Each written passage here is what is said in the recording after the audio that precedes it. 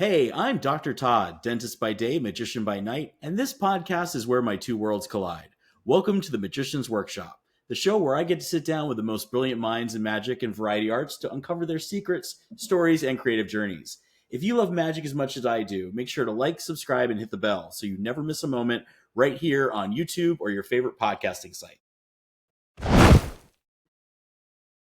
Today we're talking with Luke Harrison, fire eater, sword swallower, and part-time bear. Luke, thanks for sitting down with us.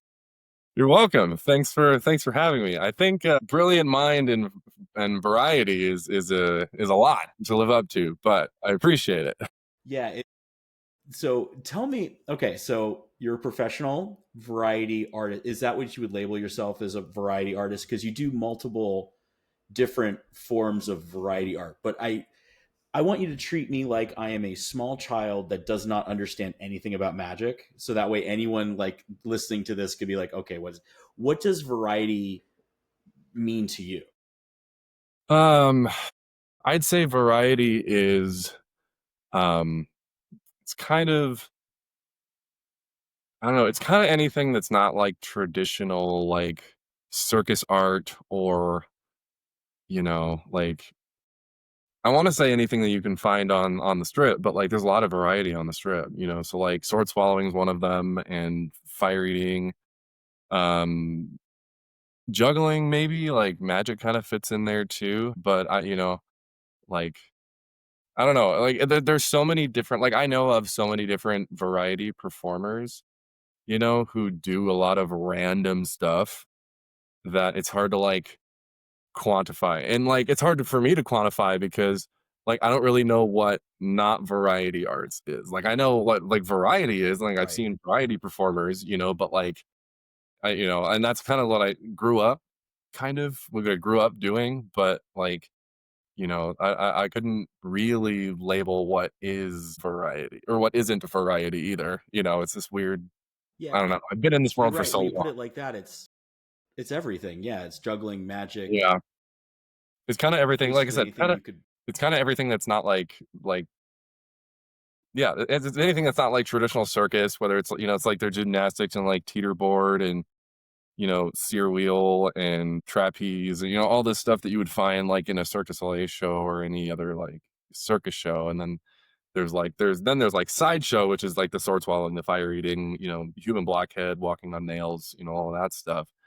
And then there are these other Right. acts that fall into the category of variety, but it's this act that this person has come up with from scratch. And it's like it's amazing. It's a great act, but it's not anything like traditionally like you would see as like non-variety or variety. And it's like they're the only person that does it. And it's fantastic. When you said human blockhead, Yeah. okay, now you got my attention. All right, I'm sorry to say I'm not familiar. So it's you take a big long nail and you hammer it straight back into your nose. And usually Okay, eventually now I'm you from. do, Okay. yeah. So do you actually, it's usually an actual hammer, or I've done a glass like beer bottle before just because it makes an amazing sound when you hit the end of a nail with it as it's going in. Gets the great Okay. reactions. Wow. What got you into this? Like, where were you like, this is my genre. I want to do this. Well, in terms of like sideshow, like the variety, uh high school, like, I think, like, my freshman year of high school, I think it was, I got the human blockhead thing was the first thing that I learned, like I said, freshman year of high school, and at that point, I had been doing magic, like card tricks and coin tricks and close-up. I'd been doing close-up magic for forever. Like, I got into magic in, like, the 3rd or 4th grade, and then kinda solidified it through middle school where I knew that I was gonna be in entertainment. Like, I wanted to have my own magic show and the whole 9 yards, and I was like, that was the big dream in middle school, and then kinda into high school is when it kinda shifted into, well, if I don't have my own show, I wanna work into entertainment in some form or degree. And middle school is kinda where it drifted from just magic and close up into, like, sword swallow or, like, into, like, human blockhead was first. A year after high school, I learned fire eating. I think, it was high school? I was eating glass light bulbs at one point, but, like, it lasted for, like, a year and a half, 2 years, and then I decided that was too invasive. Not that Fair. sword swallowing's already invasive. But where did you first learn how to eat fire? I learned from a guy named Bizarro. He's a Bizarro, magician. yeah, I've seen him. Yeah, so he's a magician in town, and uh, I had met him like once or twice at Magic Live, uh, and I wanted to learn how to do it, but I was like, I don't know anybody who can teach me. I went to my mom and dad. I was like, I want to learn how to eat fire. My mom like this is a recreation of how my parents handled that question. I went up to them and said, "Hey," I was like, "I want to learn how to eat fire," and my parents both went, "Okay, how about this? If you find somebody who will teach you and stand there in person while you learn it, then you can eat fire." And I was like, "Great, yes, that's amazing." So I left that conversation, and like 45 minutes later, I thought back and went, "Oh, they said that like I wasn't gonna find anybody, which would like squash the conversation." They didn't That's want to tell me awesome. no, but they also were like wanted to give me some kind of hope. And I realized I was like, "Oh, that's 100% what they just did. Dang it." And then I thought, "Oh, well, I have Bizarro's business card that I got from him at one of those times I met him at Magic Live and emailed them." I was like, "Hey, my name's Luke. I'm just some magician kid from Vegas. Want to learn how to eat fire. Would you teach me?" And he was like, "Yeah, 100%. We just got to work out a time." It's like, "Yes." I go back to my parents and I said, "Mom and Dad, look, I found a guy who teach me how to eat fire." Yay. Oh no. You You could see caught it in them. their face. They're like, I didn't think he was gonna find anybody. And then sure enough, I had learned from Bizarro and, made my props and have been doing it on and off, like, irregularly more recently. But, like, I still every now and again, I try to keep the skill up and try to do it as much as I can. Um, but yeah, it's not like fire eating is certainly not the main thing that I do, but it's still a skill that I can do. Yeah, you're and I think anyone that looks you up online would pretty much see you as your skill. You seem to do a lot of sword eating, sword swallowing, I should say, because you don't eat it. Right. Well, I mean, kind of. You eat it and then Well, it just sorta, comes yeah. back out. Yeah. Yeah, no, So the sword act is the main thing right now. okay, so how? What did you have an inspiration for when you wanted to become a sword swallower? Did you see someone and you're like, okay, yeah, that's where it is, or like where did that? What inspired you to get into that? So in my little, high school pursuit of learning all of the sideshow arts, I stumbled across sword swallowing. But at the time I was like, sword swallowing seems so invasive and a lot of things could go wrong. And I just don't know if I'm ready for that kind of a thing. And so I didn't touch it. And then I thought that eating glass light bulbs was a better option. But I Yeah, don't know put a why that pin was in the that logic. discussion. Oh yeah, so I just didn't for a while, and or I just didn't do sword swallowing, and then I went and saw Opium, which was a show produced by Spiegelworld at at the Cosmo in Vegas, and a guy named Brett Loudermilk was swallowing swords in that show.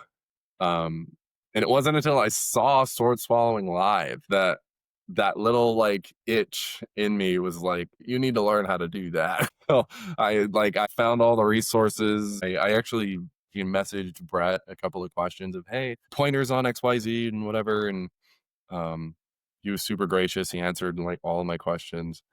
Um, and yeah, but like that was the moment. I saw it live and saw the kind of reactions it gets and was like, I need that. I need that kind of validation or that reaction. But What that actually is interesting. What and when I see things like that live, it's just either fire eating, sword swallowing. It's there's such a visceral reaction that you get that you can't get from watching somebody do a card trick because right. inherently like okay he's doing a trick or she's not really being sawed in half when you see that sword and you're actually and I saw a video of somebody pulling it out. I mean it's a real sword you're putting down your throat. There's nothing, it's real, and there's something that is just you kind of drawn to the danger. Like why do you think it gets such a reaction from people? Because um I think it's because it involves something that everybody can relate to. For example, like choking on food or, like I've talked to people who said, "I can't barely brush my teeth without gagging on the toothbrush." Like everybody knows what the gag reflex is, and everybody understands what happens if you trip it, like if you touch it, they understand that feeling.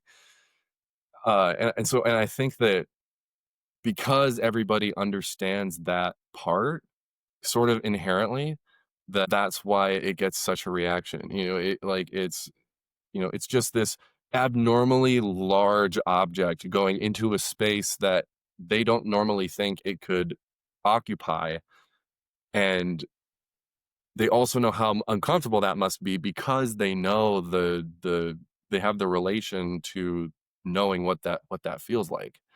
And in the same vein with magic, people understand the impossibility of a magic trick, Hmm. they can't relate really to it in such a personal way as swallowing a sword, or like they understand that like it's impossible to a coin to go from here to here without his hands coming close to each other, and they understand that conceptually, but they don't have like a connection to that, like a physical like connection to that.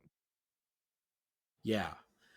How long, or does it still happen? How long did it take you to train your gag reflex so that it didn't bother you anymore, or is it still a struggle? It's still a struggle. For the most part, it's pretty easy. Like I don't really need a warm up. Like I don't like how like if like a contortionist has to like do like 15 or 20 minutes of like stretching or warm up or or however long they do it for. But like for me, I can pick up a sword and do it. Like I don't have to like drink a hot tea beforehand. Like a hot tea after is Okay. great for like recovery and stuff. And I guess you could maybe do it before, but like there's not like a, at least as far as I'm aware of, there's not a set like warm up routine for that. Is after a set, is your throat sore? Do you have any discomfort after it, or you just kind of have built up an immunity to it? I mean that it comes from not being sore after you swallow swords for a show comes from like proper technique and like doing it correctly every time.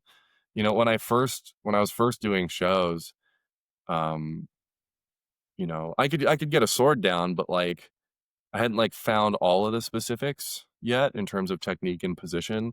So like I would be more sore after performances, but now like I've gotten to a point where I'm also not nervous when I'm swallowing a sword on stage either.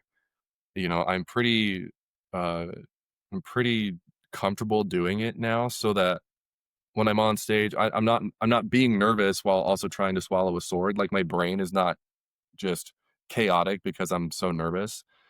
Um, so I actually like think about it now, and I can take the time. I mentally take time to go, okay, put it here, make sure you got it in the spot. Okay, go. And I think about all of the different spots that it's supposed to be in.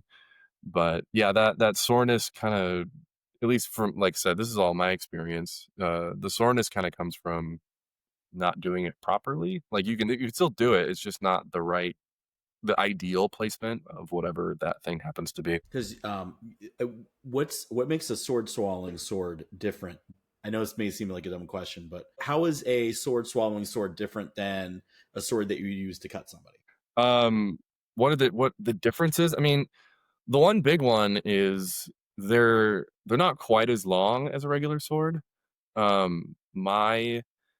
My swords are 22 inches, which, not to say that like 22 inches isn't nothing, but like when I first, like this sword here is normally, I think it's like a 35-inch blade on it. But Okay. when I get them, I crop it so it's not as long. Like that's a joke in my show is I, uh, I cut the sword, and this one has like the scabbard that covers the blade. So I cut the sword, do what I need to do to it, and then put it back in the scabbard. So it looks in the scabbard, it looks that long, but it's in reality not as long.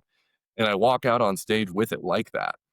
And I'm talking to the audience and getting a volunteer up. And this entire time, I'm not mentioning how long the sword is, but people can see it. And you can just see the people thinking, there's no way that this guy is going to swallow that. Like, that's no, that's not going to, he's tall. He's not that tall. And I finally get to a point in the show where I say, a little bit about this sword. It's a rapier style sword. It's common back in Western Europe. It's double edged, makes it harder for me to swallow, and it's not as long as it looks. I'm so sorry. And as I'm unsheathing it, I mention how it's not as long as it looks. And then usually people that gets a laugh. And then I say, yeah, no, it would stick out of my butt if it was this long. Come on. Like, and but yeah, it's that's probably the biggest thing is it's not quite as long as what like a traditional sword would be, but it's still a decent size. Like it's still like it would injure anybody else who tried to do it pretty severely. Yeah. So swords are one thing, but I saw a video of you doing. It looked like you were swallowing clothes hangers, like Yeah. metal hangers.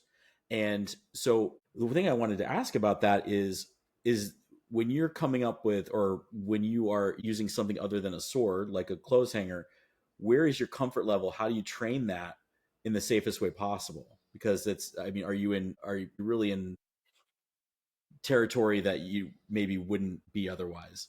The way I said it was a little dumb, but how do you how do you train for a non-sword swallow? Yeah, and sometimes it's easier, because it's not entirely rigid. Like especially with the coat hangers, like the coat hangers are slightly flexible, so like there's a little more room for play in terms of like neck position and stuff like that. Um, but they usually have their own um perils, I guess is a good word. Um, Right. like one of the things that I swallow is, um, those barf spoon mixers, that like you find at like at a bar. I Yeah. might have Yeah. one. Oh, uh, I have and one. I have one over here. But yeah. yeah,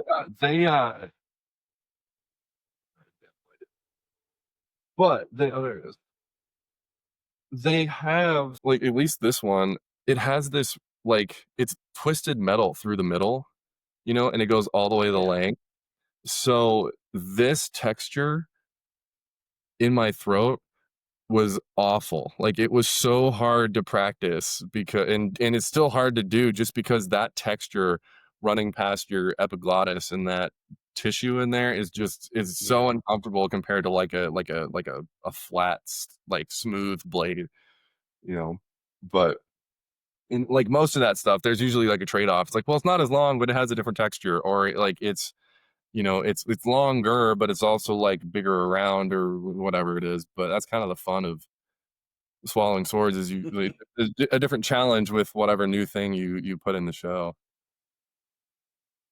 What's been the hardest thing to swallow? Currently, I should be practicing it more, but I had made a basically a sword blade, but with no handle. So it's like this much blade Jeez. or however long. It's about this much blade and a length of chain about this long attached to the end.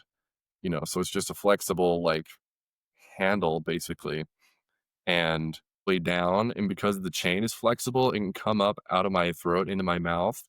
So that I can tip my head forward and like hold it in my mouth and like you don't know that it's there. Oh my god. Um, Yeah. but the same problem. The texture of that chain back here in my throat is just like it trips every gag reflex sensor that I haven't touched yet. Like that's part of what you asked about earlier is like, yeah, there's some gag Yeah. reflex still, and that prop specifically just touches everything back there, and it's so uncomfortable.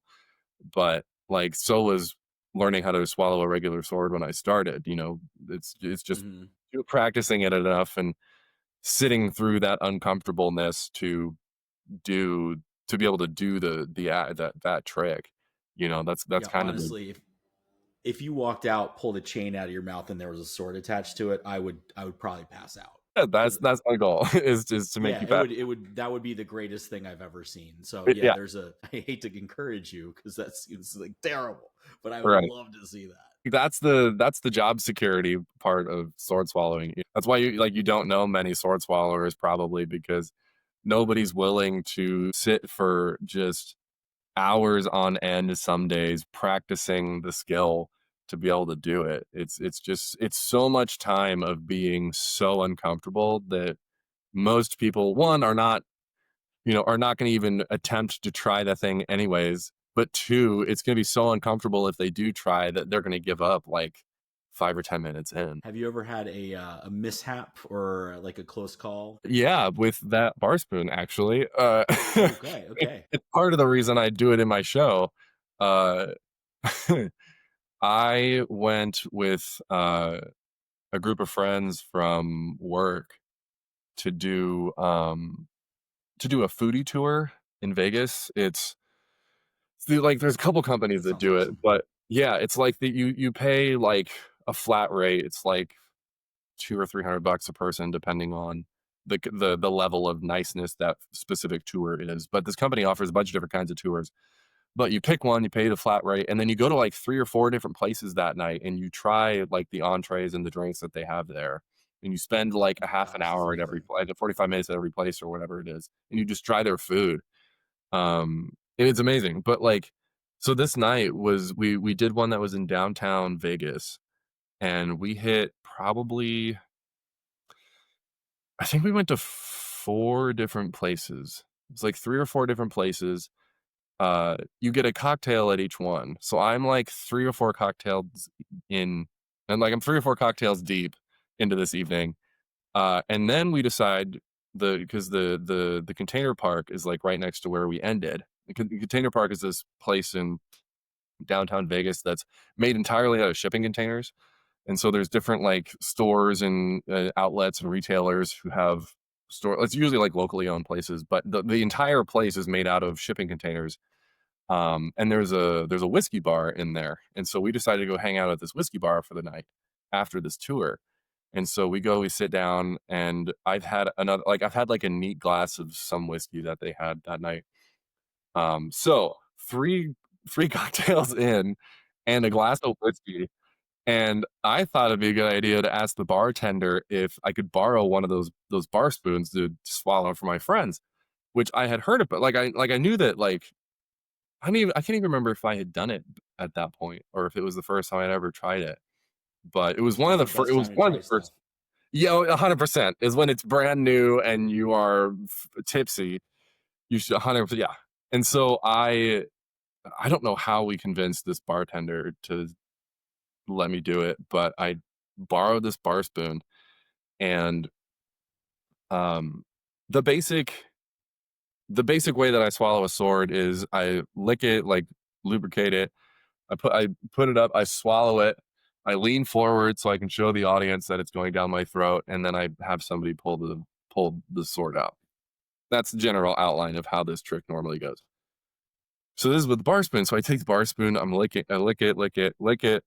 I put it up, swallow it all the way down. I'm holding the bowl end, the bowl of the spoon end in between my teeth, and I lean forward to show everybody. And as I'm leaning forward, the spoon slips out from between my teeth and goes into the back of my throat. Yeah. Mm. Like, and mind you, this bar spoon's only 18 inches long, 16 inches long. So it's plenty short enough to go all the way down with some room to spare. And so that was my worry. It was like, I'm going to get this stuck in my body and I'm going to have to, somebody's going to have to drive me somebody's going to have to drive me to the hospital, not because I have something stuck in me, but because I'm 3 cocktails deep with a glass of whiskey and I'm not driving myself anywhere at this moment. So I have somebody was filming and they have a video of it, thank God. But you can see in this video, I sort of lean forward and then I go, ooh, and I like my eyes get this big around. And I like immediately reach back with 2 fingers, trying to find the end of this bar spoon carefully too, because not only is there like it's wet first off because all that saliva, so it's gonna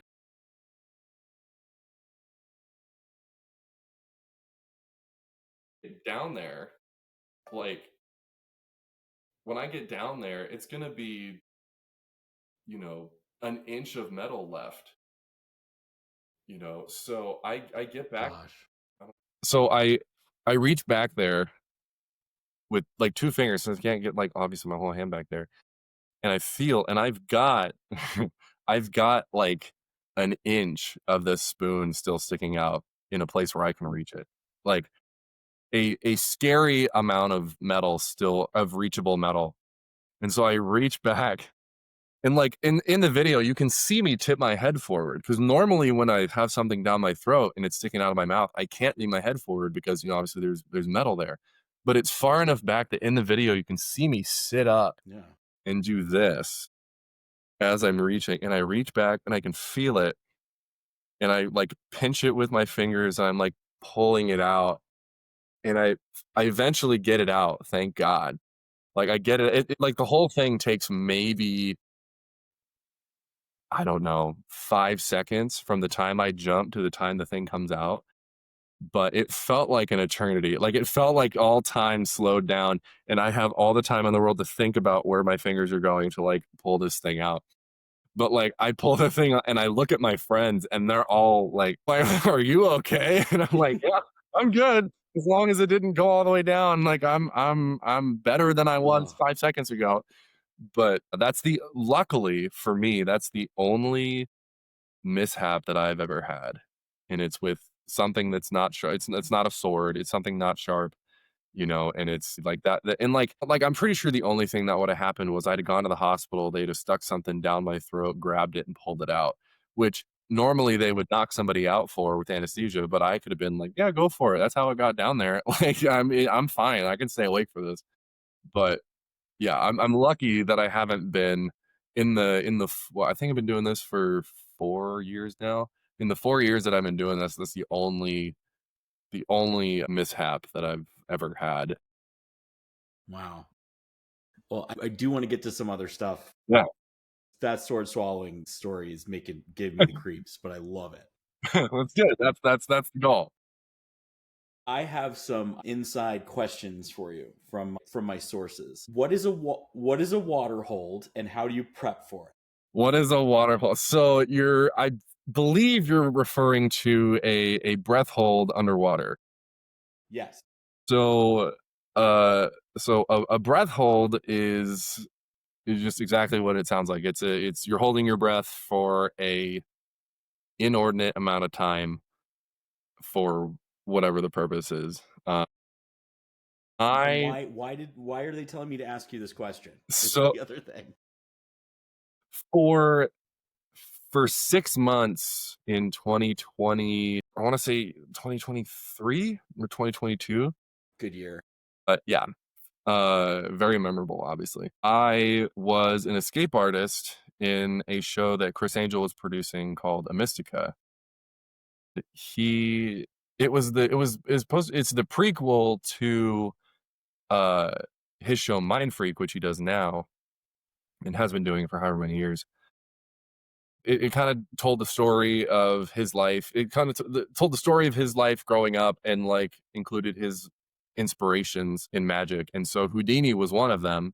And there was a whole segment where, Houdini, like this screen goes up and it's got all this depictions of Houdini on it, and ground fog rolling across the stage, and upstage, Houdini and a girl who was playing Bess, Houdini's wife, they'd walk to the center of the stage, they'd meet, they'd turn, and they'd walk down stage to the edge, and then Houdini would sort of pull off this tuxedo that he was wearing to reveal that old timey Swimsuit. 1930s swimsuit thing. Yeah. And then he'd get chained up, put in a tank of water with a metal lockpick, and had to pick his way out of restraints like chains and handcuffs and padlocks and such. And so I did that for, like I said, like 5 or 6 months. And it was some of the most fun I've ever had performing. It was. How did you get involved with that? So my friend Nick Creed is he's a fire performer. So he does, in the show he was doing a body burn. So He was wearing like 9 layers of clothing total, and they'd like douse him in gasoline and light him on fire. And that was one of the acts in the show. And so he got cast in the show like right at the very beginning. And, he was telling me all about it and this whole creation process. I went and saw an opening, like a soft opening, I think, of a Mystica, and saw him do the fire thing. But then I also saw this other magician, Landon Swank. I don't know if you know that name, but Mm-mm. he was doing this Houdini escape thing. And so my friend Nick was in the show when it was getting put together. And about halfway through, I don't know about halfway through, but at some point he asked me if they were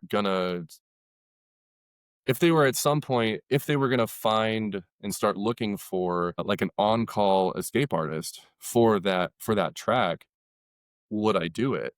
And like before Nick could even finish the sentence, I was like, yes, 100% yes. I 100% want to do that. Yes. And Nick asked me Good because answer. I was the only other person that he knew who, one, lived in Vegas at the time, but two, had a 2.5 minute breath hold just already. Like one of the things when I first started in magic, like when we were talking all the way back to middle school, elementary, middle school, um, when I was still doing card tricks and coin tricks and all that stuff, one of the first worlds that I started to explore outside of card tricks and coin tricks when I was in middle school was escape and like escape artists. There was a show on Discovery at the time called One Way Out with Jonathan Goodwin, and it was a show about escapes. Like he would like create this escape that would have to perform at the end of the show. And I just found it fascinating as like this middle school boy. I was into magic. I was like, that's amazing. Oh, I want to do that. That's amazing. So I was asking like in middle school, sixth, seventh, eighth grade, I was asking my parents for handcuffs and leg shackles for Christmases and birthdays. And because my parents are so supportive, they got them for me. So I have amassed this collection of restraints as a middle schooler, and I'm learning how to pick these locks and to undo all of these things. But I'm also doing breath hold because I knew that that was one of the things is they were doing like breath hold stuff. So I'd sit in my room and like do myself up with all these restraints, and then I'd hold my breath sitting on the ground, sitting on the floor, and seeing how long I can hold my breath for and get out all this stuff. And then kind of after Wild. it's such a wild childhood to have. And like nobody in my family does performing like at all. Like the most performing that anybody does in my family is my father, who, well, I guess my mother too, but my dad, who is a pastor, was a pastor at the church that I grew up at for 24 years. And he would stand on stage in front of a giant group of people and preach. And my mom, who's an ASL interpreter, who would interpret, shows on the strip and things like that. So she kind of performs that way, but like nobody was a magician. And with no background or experience with it, they were so supportive. They bought me all of this stuff to That's do, awesome. to do like escape stuff lightly, more like just sitting in your room and doing it or sitting on the floor and doing it. And then as I moved into high school, I kind of dropped the escape thing. Like I kept the knowledge of it all, but I dropped the escape part, but I kept practicing the breath hold. So for me, I'm very much like like like like one-on-one like competition sports where it's like tennis or like chess or like some like not specifically those things, but like anything where I'm competing against myself, I'd probably be good at because I have this drive to like do something until I'm perfect at it. So like breath holding kind of fell into that category perfectly. And so I just sort of slowly over middle school and my high school years just kept practicing a breath hold so that by the time I was a senior in high school, with a little bit of a breathing warm up, I could hold my breath for 2.5 minutes, no problem. So you were ready to go to do that. Yeah, So you were able to take over and do the water hold stuff because you'd already just been you're ready to go. right. Yeah. So when he asked me because like I said, like I had 2.5 minutes down already, and I could do that pretty easily. And so all they had to teach me was the specifics of their particular escape. But like I had the knowledge of how to hold my breath. I had the knowledge of lock picking and stuff already, and so it was a pretty easy plug in for me into that show because I already had most of the knowledge and the skills needed to do that thing. I was the fill in, I was the on call fill in escape artist for the Okay. show. And then however long after that, I got promoted to the full-time escape artist. But Nice. yeah, I was the Okay, so on-call, like, fill-in guy. I was doing, like, every Saturday just so that I could keep the skill in my system, and I was doing any day that the main guy had to be out for health reasons or vacation or whatever. right. That's what I started as in that Chris Angel show. Thing I've been waiting. This is the question I've been waiting the entire time to ask you because this is the one that and I love sword swallowing now. I think it's the coolest. But how did you get to be the bear in Matt King's show? And let me set a stage for anyone who hasn't seen it. There's a Matt King. It's about like 10 minutes into one of the thing I saw, but there's he brings someone on stage and it's like we're gonna do camping. There's a tent up. The spectator looks around the tent and gets in the tent and checks it out, and then there's stuff happens, and as out of nowhere, to a bear scares the crap out of everyone that I can imagine in the entire audience. I even knew it was coming, and it got me when I was watching a video of it. So Yeah. how a man dressed as a bear, how did you end up as a dressed as a bear in Matt King's what the longest running single magician show in Las Vegas history? Yeah. Yeah, I it really was connections, and being, like, a lot of people say right place, right time, but it's accurate to this, I my magic mentor at the time, who I met through the church because he was a part-time cruise ship magician and pastor at this church. He taught me tricks and stuff every time I'd show up for Sunday school. And then when I got to be old enough, like high school age, like 14, I think, yeah, 14 was my first Magic Live. He asked me if I wanted to help, like if I wanted to volunteer at this convention because he co-produces the convention with Stan Allen. And I was like, "Yes, 100% yes." Like, I would love to do that. Like, that sounds so Always. yes. Like, being around other people who also like magic, I did not know that there was such a thing. As a freshman in high school, I was like, "There are other people," and, like, I show up to this convention, and I'm just awestruck at, like, how many magicians there are, how, like, just all this magic and everything. But I did things like, you know, volunteer with registration, checking people in for the convention. I handed out lecture notes after every session, things like that. And I did that like basically every year after that. And the woman who was like my boss kind of at the time, Katie Sokolsky, she got contacted. This would have been 2018 or like the end of, or no, it would have been, yeah, it would have been 2018. She gets contacted by a guy who worked at the Matt King show at the time, Ben Young, was a good magician friend of mine who, like I said, I met through Mac. Ben reached out to Katie asking if she knew anybody who would be a good fit for that role that Ben was doing because Ben was going to be leaving for a USO tour. It's like him and a couple other magicians go around to different military bases and they perform magic for these service men and women. But he was leaving soon. Like it was like 2 months or something like that. It was a very short amount of time from the time they needed to hire somebody to the time that the he was leaving. And she recommended me. Like I was the first name that popped into her head. And she was like, "Yeah, talk to this guy." And so I get a phone call from Mac's producer. "Hey, this is Bill. Can you give me a call back at this number?" And yeah, it's kind of history from there. Went in that day and auditioned, basically. They were like, "Great, you're hired," and they taught me the whole show. Um, it's been 6.5 years, and I'm Wow. still there. So I'm doing something So right. when you're so you do that one bear, bear thing. Do you do anything else during the show? I mean, I do things like that's kind of my one like moment of glory, if you can even really call it Hmm. that. I'm also setting cases in the wings before they go out on stage. Like I'm making sure everything is in its place in that case, and then I walk that case out on stage at the right time. I sell merchandise after the show. I fix a couple of things if they get broken or if they're kind of falling apart. Mac and I kind of share that role, that thing. It depends on what it is that's broken, whether I fix it or he fixes it. But Nice.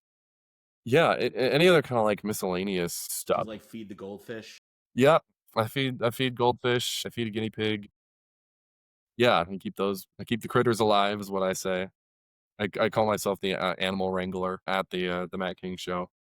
Yeah, he goes through a lot of guinea pigs, man. The way he sucks those things down. Right, and you eat one every day, you're just going Yeah, through a guinea pig a day, it's yeah, no, it's he's so skinny too. I don't know how he does it. right, you'd think with all that protein that, he'd Yeah, be is there like a magician Ozempic? yeah, right, I think it's called goldfish. Goldfish, yeah, that's what does it. Just balances itself out A kind lot of of kind of sushi. perfectly. Yeah, uh, but yeah, I kinda do a lot, like, you can't really put my job into one kinda, like, of the traditional theater roles, like house manager, stage manager, s stagehand, carpenter or things like that. Like, I don't really fit into one. I kinda do a lot of different things, but it's a fun job. I love it. That's so I cool. wouldn't have stayed 6.5 years if it wasn't a fun job and he wasn't amazing to work for. I'm so grateful for him and his wife, Jen, and all the people that I've met through that show. They really just, you know, they've made it worth it to stay and to be good friends with, and it's been amazing. That's awesome. I have one last question. Yeah. How hard is it to get your swords through TSA? Not as hard as you would think. I thought it would be really difficult. I was like, "Yeah, you're traveling with blades. You're not carrying that on." I had before my first gig that I had traveled for, I've made sword swallowing friends, and I messaged a few of them going, "Hey, flying with swords, how?" And they were like, "Yeah, you do, blah blah blah." And you like I for me, I mean, I'm sure it's probably similar for others, but I went to like Dick's Sporting Goods or Sportsman's Warehouse or pick your favorite hunting slash sporting goods store like Bass Pro Shops or Cabela's, depending on where you live. But I bought a rifle case. Like, it was big black, like hard shell, like they have four different latches, like two on the side, two on the front, and they have like a loop for a lock. And it's all that pick apart foam inside, which is perfect because like everything that I take is flat for the most part. It's all flat sword blades, arrows, fly swatters, bar spoons, all of it will fit in this thing. And then I check it at the gate. Or I check it at the check-in desk, Like I roll up with Yeah. it and they ask me what's in it and I say it's props for a sword swallowing gig and they're like, "Great, thanks." They don't even open it, which seems irresponsible when you see something like that roll through. But yeah, I just check it. It goes Okay. under the plane and it gets there and it works every time. Fantastic. It's super fun. Is there anything you would really want people to know about sword swallowing or variety acts? Anything that you're like, oh, I wish everyone knew this. I don't know. Something that I'd want people to know.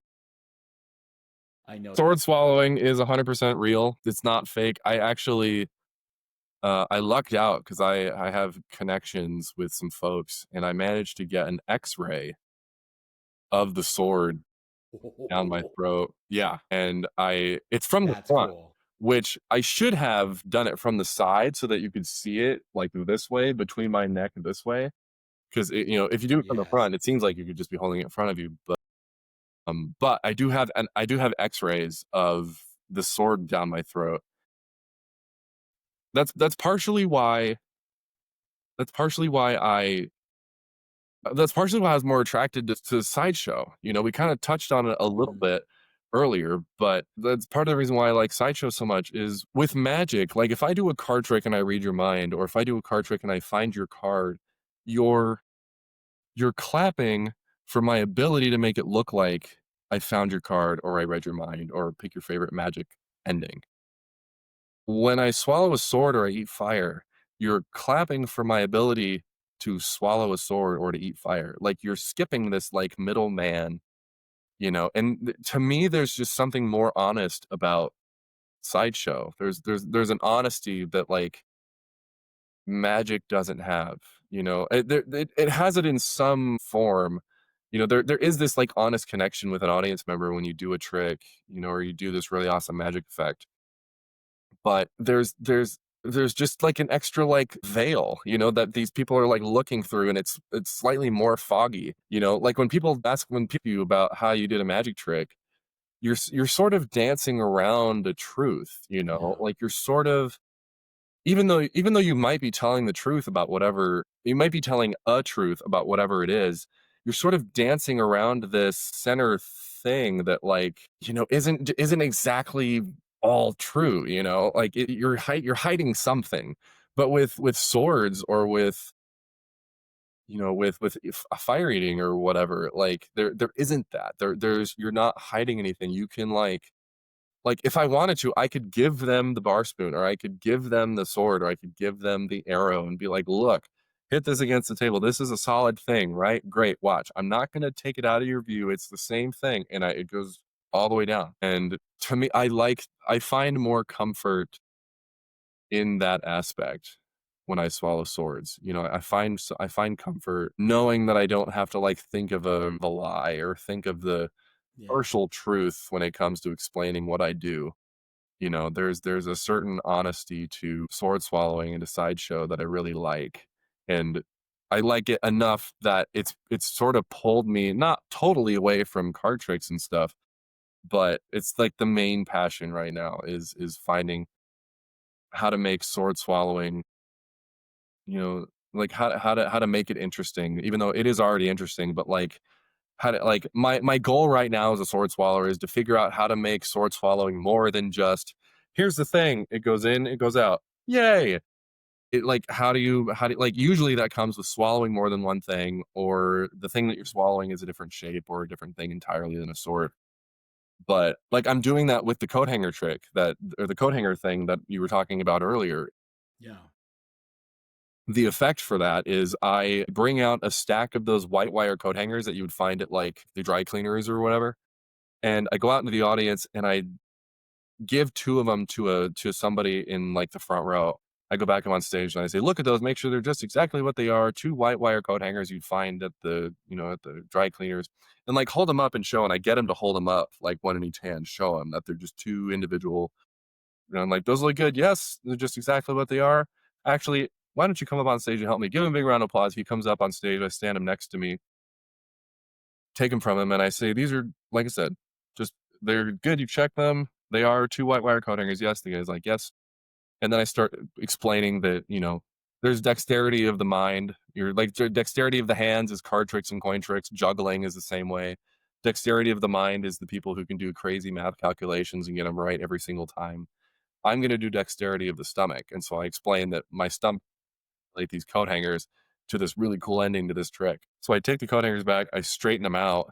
If coat hangers look like this, I sort of go rink so that they do that. And then I put them up, I swallow them individually, sort of do this, manipulate them, and then I turn towards the guy. I pull one of them out, and he starts to pull the one out.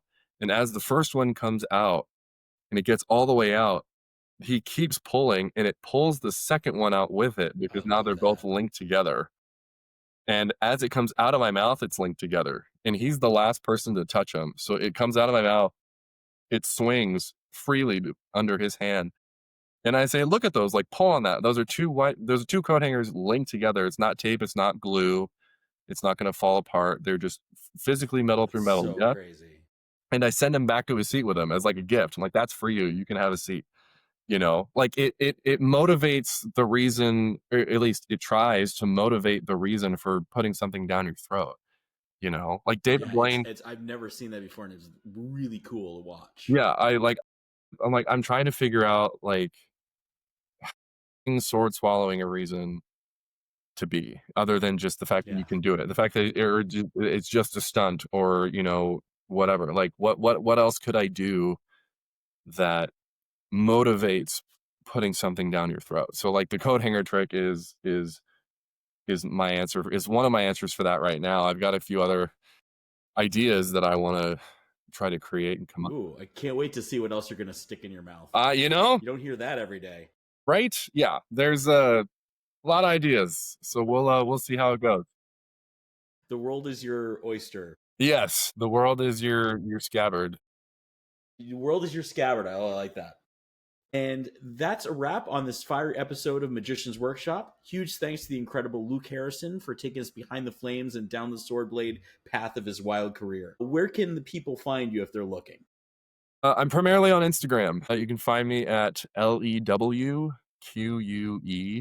I think there's two E's on the end of that. It looks like it looks like a horrendous spelling of the name Luke is what it is, and that's how you. I'll put it right there so people Yeah, will get you a can put handle it on up. it. So yeah, So that's me on Instagram. Like I do have TikTok, and but hardly post anything there. I hardly post anything on either, but every now and again I post some things. And you don't need to. You're too busy. oh, this is true. Yeah. I'm super busy with new stuff and new endeavors and things like that. Perfect.